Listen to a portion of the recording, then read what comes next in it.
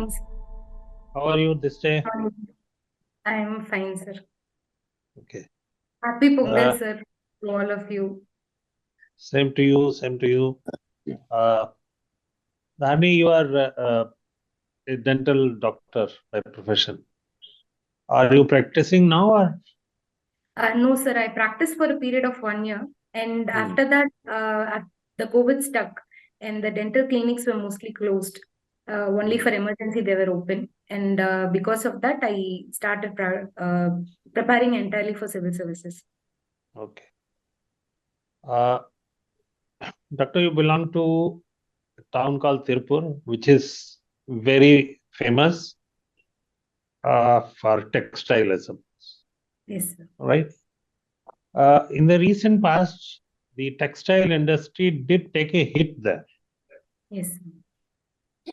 What were the reasons and whether the industry is now recovering? Sir, the main reasons were the competition from other areas like Bangladesh, Vietnam, etc. Sir. And the other main important reason was the post-pandemic situations. The demand was also very less, sir. And the power tariffs in Tamil Nadu were high, sir. So the cost of production also increased, sir. These were the reasons. But regarding the second question that you asked, the industry has not yet been to the level it has been before, sir. It is still struggling, sir. Still struggling. Has the government taken any steps to bring it back? Sir, as of now, there has been no steps, sir. But we are expecting the government to step in and make some important steps. Your state, Tamil Nadu, is also known for another phenomena. Not that in other states that is not there, it is there, but it is Tamil Nadu which started. That is distribution of freebies before elections. Yes, sir. What do you think? Is it a good thing for democracy? And is it not detrimental to economic health of the state? Yes, sir. Distribution of freebies just before election is not a good sign of democracy, sir. And freebies should be analyzed and should be decided based upon the public exchequer's advice, sir. So freebies, we have to look into whether it's merit-based freebies or non-merit-based freebies, sir. If it's merit-based freebies, it goes a long way in empowering the people, sir. For example, the free bus tickets that has been provided to the women, it has taken a long way in empowering the women in Tamil Nadu, sir. They are willing to go outside and work, sir, because of the free bus tickets that are there. And there are also schemes like free bicycles, sir, to the school children, to the higher secondary school children. Particularly, it helps the girls who are not able to go to school because of the mobility reasons, sir. So the bicycle helped those girls to go to school, sir. So I feel certain freebies goes helps in a positive manner, sir, in improving the society as a whole. But certain non-merit freebies should be avoided, sir. Can you give me an example of non-merit based, what you call non-merit based freebie? So I would say the television that was provided to each and every household, I feel it is a non-merit based freebie, sir. It could have been avoided. Okay. Your second preference in choice of service is Indian Foreign Service. Yes, sir. So let me ask you some questions on foreign affairs. See, recently in International Court of Justice, the country has moved against Israel. Can you name the country and what is their prayer in the International Court of Justice? Sir, it has been South Africa who went to International Court of Justice against Israel. But in detail, I have to read about it, sir. I'm sorry. Please do read about it. So now Red Sea happens to be in news. Yes, sir. Why Red Sea is in news? What are the, what is happening there? And what is India's role apart from the role of other countries there? Sir, Red Sea hosts nearly 12% of the global trade, sir. 12% of the global trade goes via Red Sea. So Red Sea is very important to the globe as a whole. And India also, many export and import items goes through Red Sea, particularly the petroleum refinery products.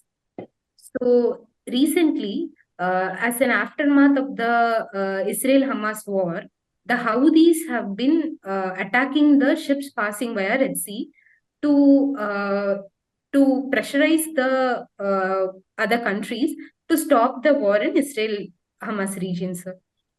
So they have been attacking while using drones, where the drones carried some explosive materials and that was dropped over ships.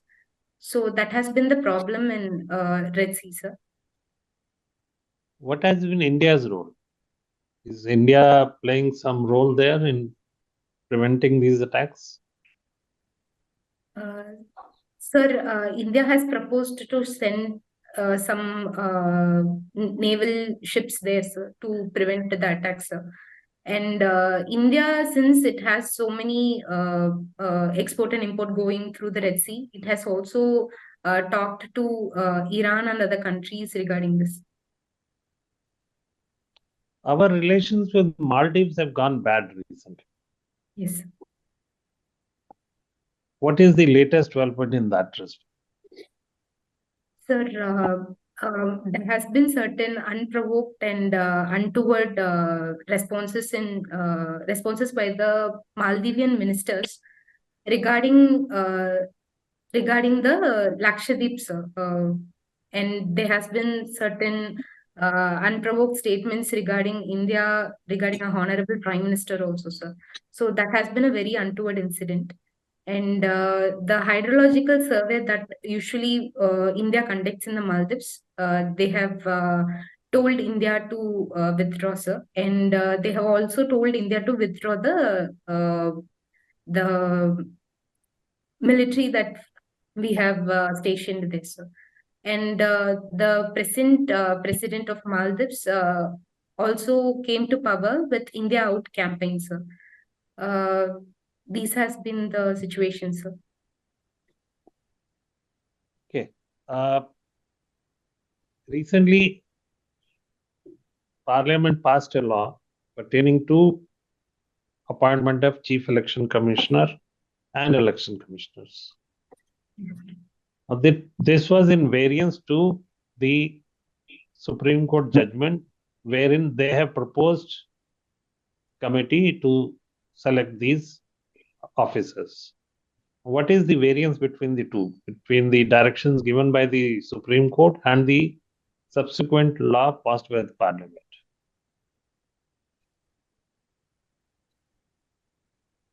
So I read about it, but I'm not able to recall right now, sir. Okay, so better read it. Okay, Yes. thank you, Dr. Dharani. Thank Mr. you. Vijay Kumar. Yeah. Dharani, good morning. Good morning, sir. You are from Tirupur, right? About 2 decades back, or maybe little more than that, Tirupur used to have a severe water pollution problem. Yes. What is the status now and what was done? Sir, the water pollution has been controlled to a major extent, sir. Barring one or two industries. Regarding the water pollution, the government has taken up steps like common effluent treatment plants and zero discharge policy, sir. Zero waste discharge policy has been taken place, and that has been very effective, sir. And it was not the situation as it has been in the past years, sir. Now, one or two single industries are responsible for the effluencer, but that is also being cracked down by the government, sir. The government has been Okay. to identify it. Okay. See, in addition to Tirupur, the adjoining areas of Salem, Erode, and Coimbatore form a huge textile belt. Yes, And sir. you just now said that government so far has not taken any action to do something for this sector. What do you think? Why government is insensitive? Why they are not taking some action? Sir, I feel the action is in progress, sir, because the global investors meet has taken place recently in Tirupur, in Tamil Nadu, sorry, and certain steps has been taken place regarding greening the industry in Tirupur, so that more amount of the carbon border adjustment mechanism, carbon tax wouldn't fall on the textile industries in Tirupur. And bioethanol plant has also been in the global investors meet. It has been in talks, so it has been in progress, sir. But we are not able to compete with the Bangladeshi subsidies, and the since the GSP that United States gave us was withdrawn, that is also a problem, sir. So government is trying to make steps. It is in the process. Okay. I am making a statement. You have to say whether it is right or wrong in your opinion. Okay. Okay. I am saying that the state government is not taking much initiative in this textile sector because most of the production in that region is meant for export. It is not for domestic consumption. Whether the statement is right or wrong in your assessment. Sir, I feel the statement is partially correct. The domestic use also, the production from Tirupur and this belt is used for domestic purposes also, and in North India also there has been a huge market, and there has been export industry as well as local industry, sir. Here both the industries are at problems, sir, right now. Okay. Yes, sir. Okay. Uh, you were just talking about cycle as a freebie, bicycle as a freebie. Yes, If sir. I say that supply of free bicycles to all citizens of the country below poverty line should be made compulsory by all governments across the country, will it be a correct statement or not? To all the citizens, sir, each and every citizen. All citizens below poverty line. Okay, sir. Can I take a moment, sir? Yes, sir. Take your time and then tell me.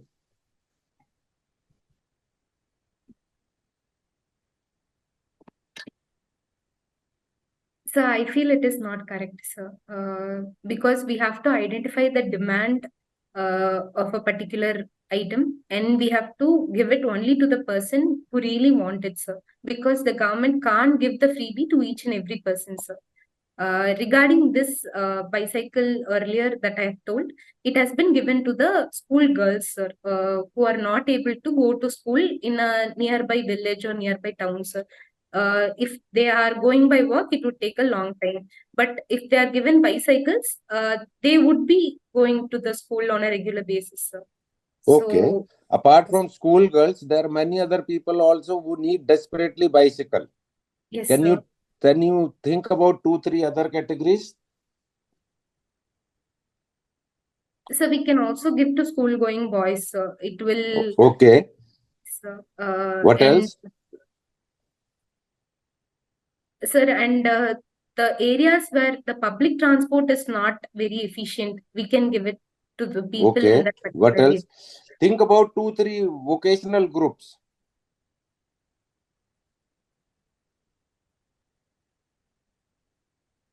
I'm sorry, sir, I'm not able. Okay, I'll try to help you.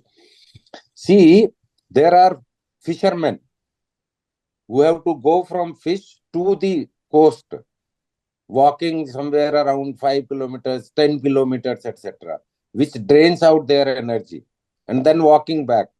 It affects their nutritional requirement, it affects their productivity. Same with the stone cutters, same with Manrega workers. Okay. Same with the people going, suppose, to a factory situated 5, 6 kilometers from their residence.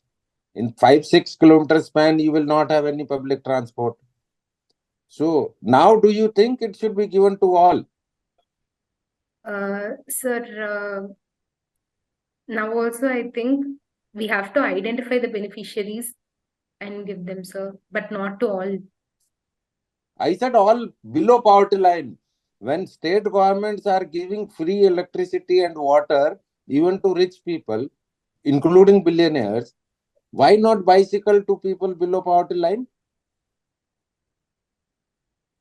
Yes, Just sir, think about it. Okay. I am leaving food for thought for you. Now, dental clinics were the most affected entities in health sector after COVID. What do you think is the reason? Sir, the sufficient amount of precautions could not been taken place, and the necessity, sir, the for emergency purposes, the clinic was open, but not to other other treatments like cleaning the teeth and non-invasive restorations, etc., sir. But emergency, that it has been opened.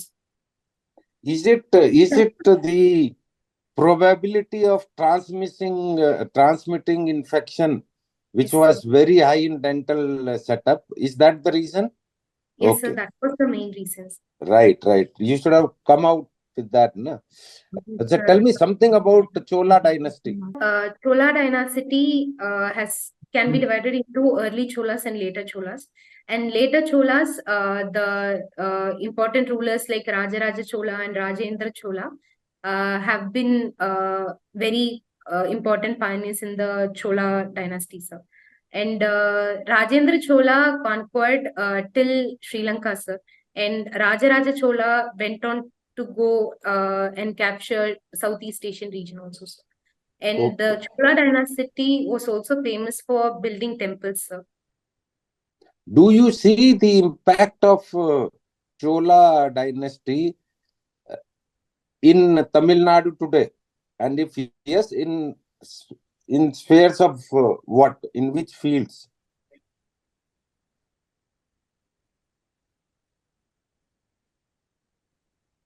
Sir, there has been a hydrological, there has been a dam that has been built by Karikala Chola, sir. It is still in active condition, sir. It is of huge help to the farmers near that area.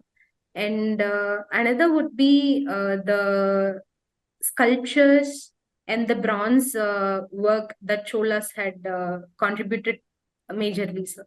That has also been in practice recently. And the temples are also a huge cultural contribution, sir, by the Cholas. Anything in Mahabalipuram? So Mahabalipuram has been constructed by Pallavas, sir. I know, but any impact in Mahabalipuram region? No, sir, I'm not aware about it. Okay. Any impact on culture? So they had contributed to the language also, sir. Many inscriptions are there, and Thiru Manikavasagam was also active during Chola time period. So it contributed to the Bhakti movement of India. And Okay. My final question.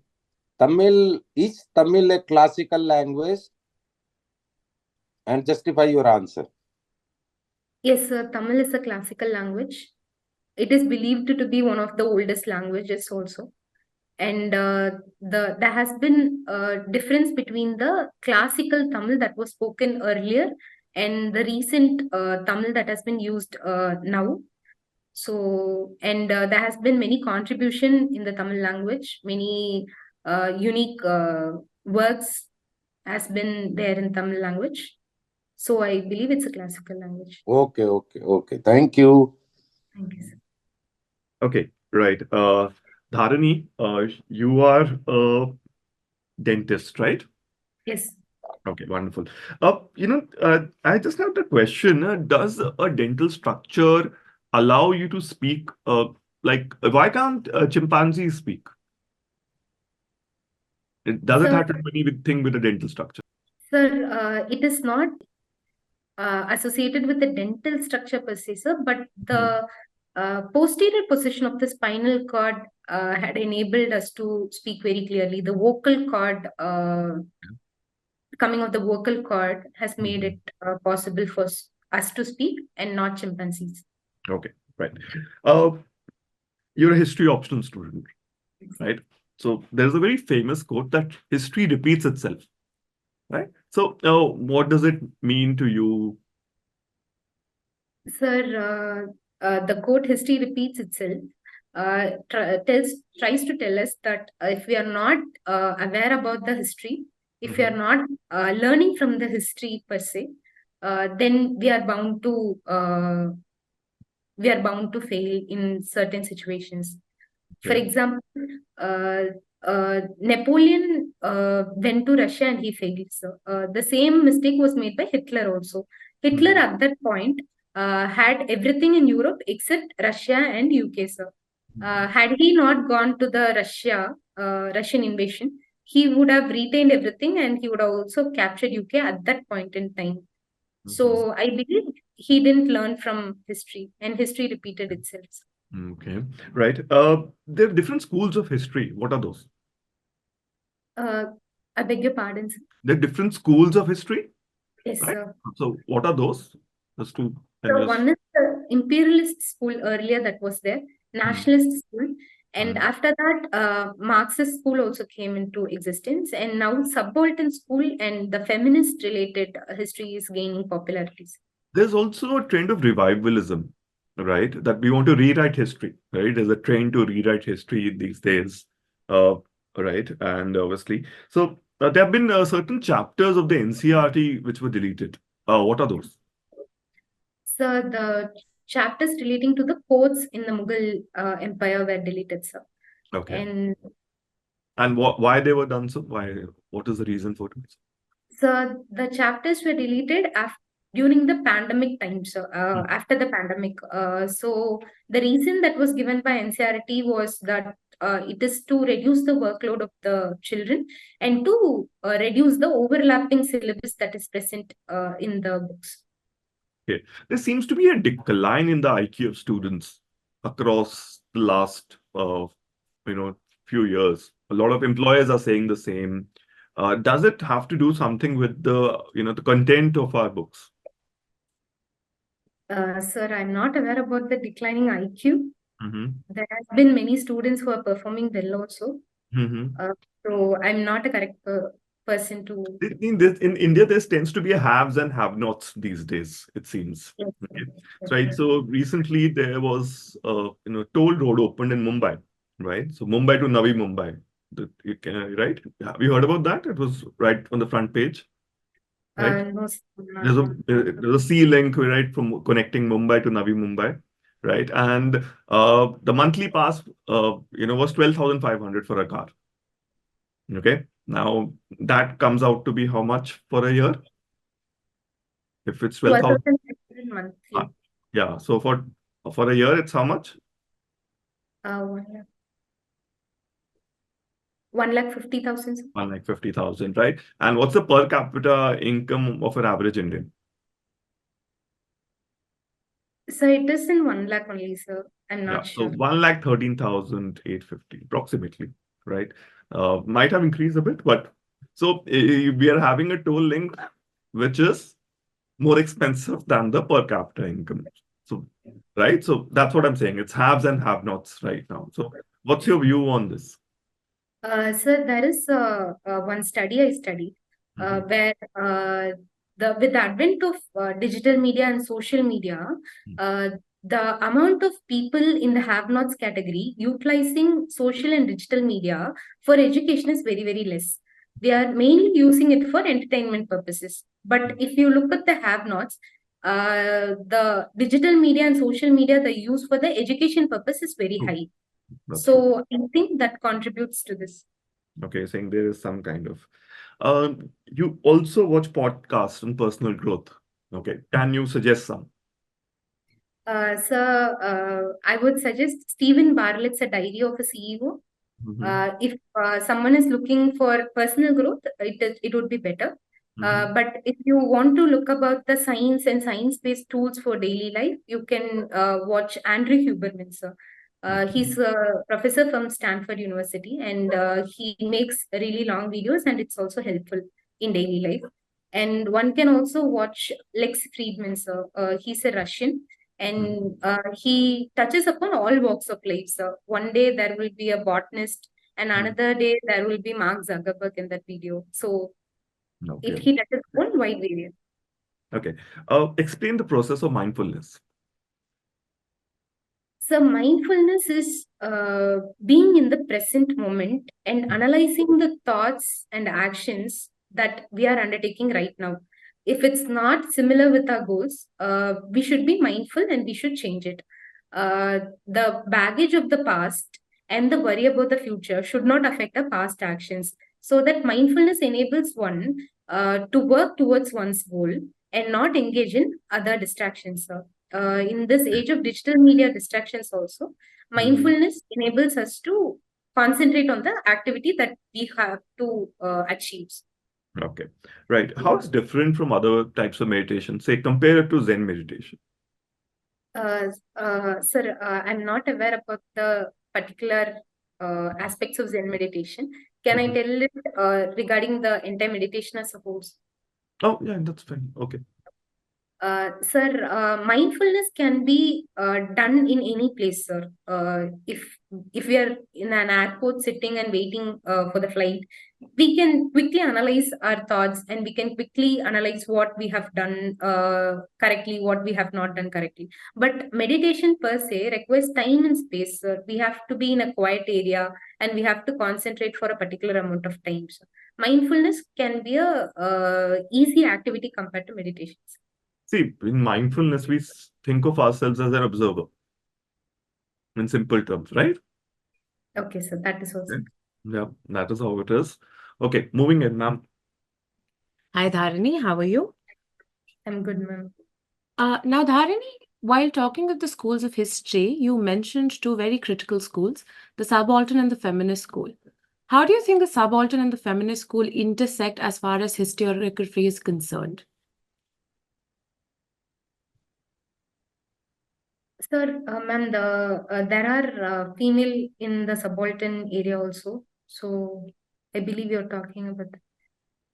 Is there a particular study? Is there a particular period of history or history writing that where you can see the intersection happening? No, ma'am, I'm not able to answer this question.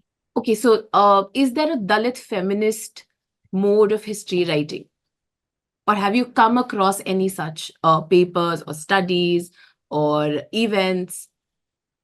No, ma'am, I'm not aware about it. Okay. I'll read about it. Okay, moving on. Now, you're from Tirupur, and Tirupur is often associated with a very famous epic, which is a part of the Indian mythology, right? Could you maybe elaborate on that? Ma'am, Tirupur, there has been a mention about Tirupur in Mahabharata, ma'am, where Nagul and Sahadevan were herding a herd of sheep in Tirupur, and they were asked to come back by the other Pandava brothers, ma'am. So Tirupur is an area where they turned from here. So if we look at the meaning of Tirupur in Tamil language, it is turned back. The place where they turned back. Right. Now, Dharani, again, we were having a conversation that in the contemporary world politics, the Red Sea has been in news a lot. Now, during G20, this particular route was touted as developing to connect India to Europe. What is the name of that project? India Middle East Economic Corridor. Right. Now, there's also claims by a number of historians that this route is in fact based on an older, much more ancient route, which probably was even more important than the Silk Route. Right? So the kind of importance that this should have gotten hasn't really been received. And maybe it's time that India really starts focusing on that.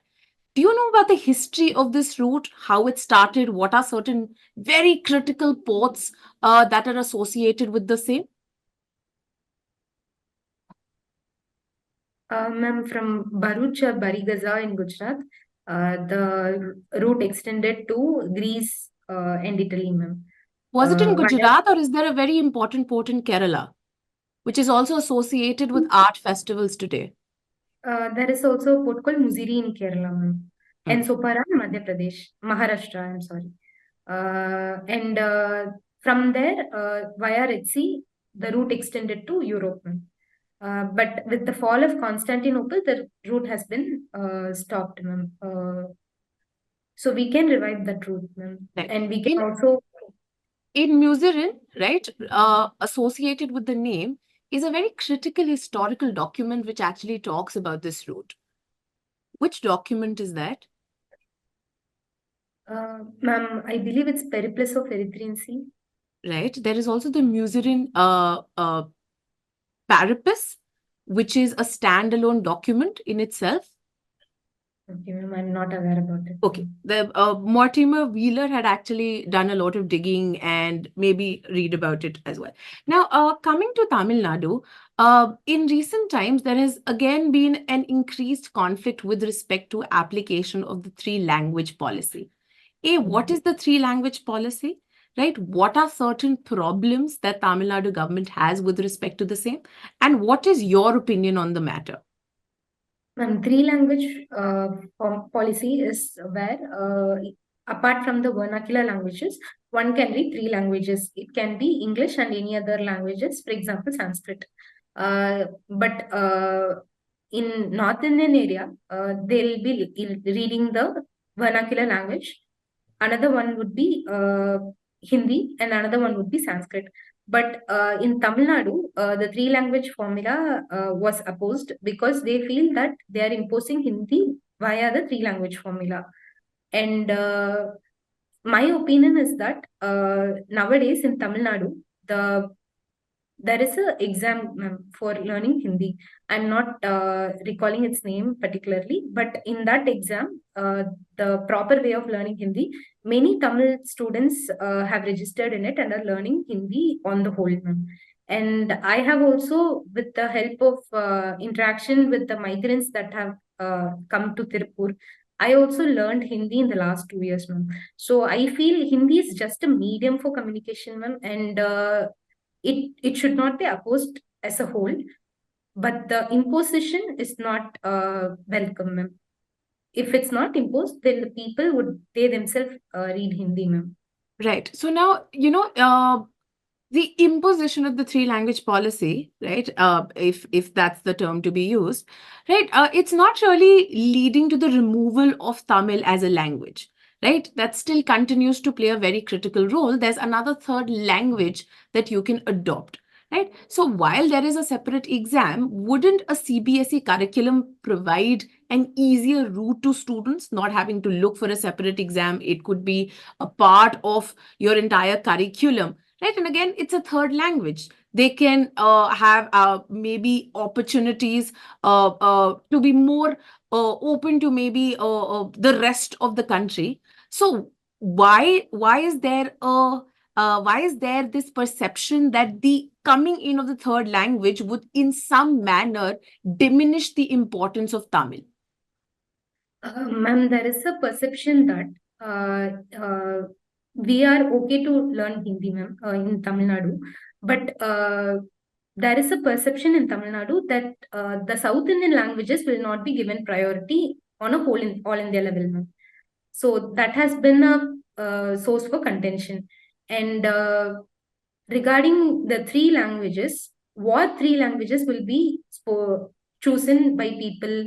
Would Tamil be chosen by many people all over the India? Is also a source for contention, ma'am. So that has been the reason for opposition, I guess. Okay, just one last question, Dharini.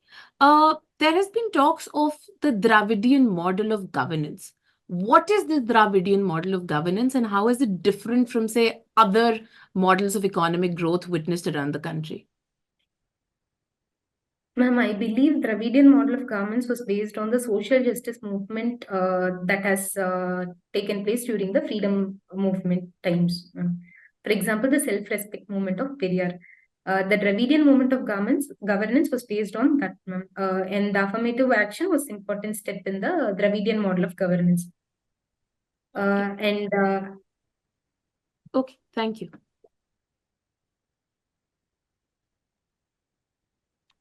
Thank you, Dr. Dharani. Now your interviews over, formal interviews over.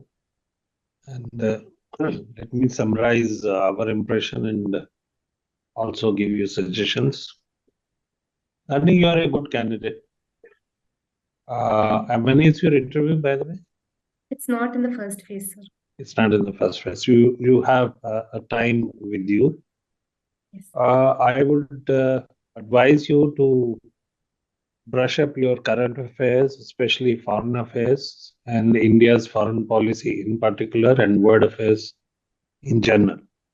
Okay. And you should be very knowledgeable on these aspects because you have opted for Indian Foreign Service as your second choice, so there are bound to be questions of this area.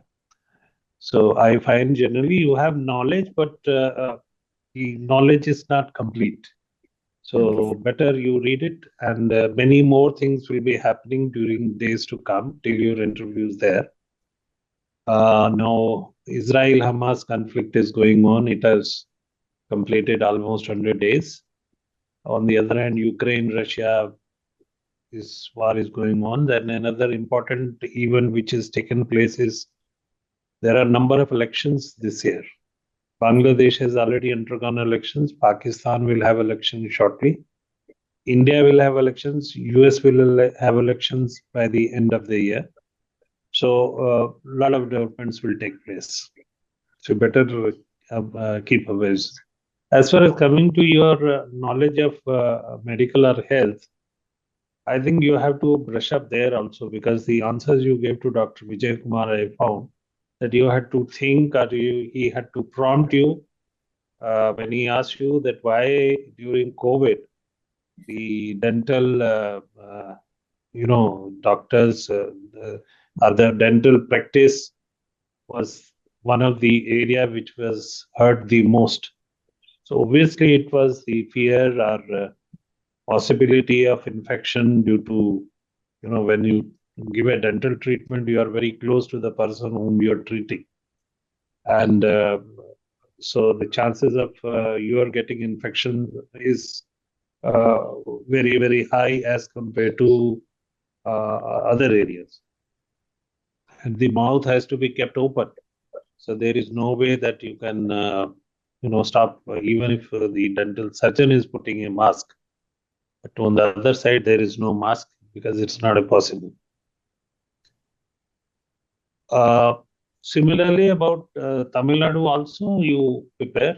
Tirupur, as in our interview also, there are a number of questions, and there will be questions, especially on the textile industry there. So prepare yourself, and you should be ready with data also. You should know that. And there is another thing, Tamil Nadu is happening, a lot of migratory labor is now coming from other states, and there have been tensions on that account. So there could be hypothetical questions asked that if you are a district magistrate and there is a tension between labor coming from Bihar and the local population, how you will handle it. So you better read something on that and give it a thought. More to Dr. Vijay Kumar.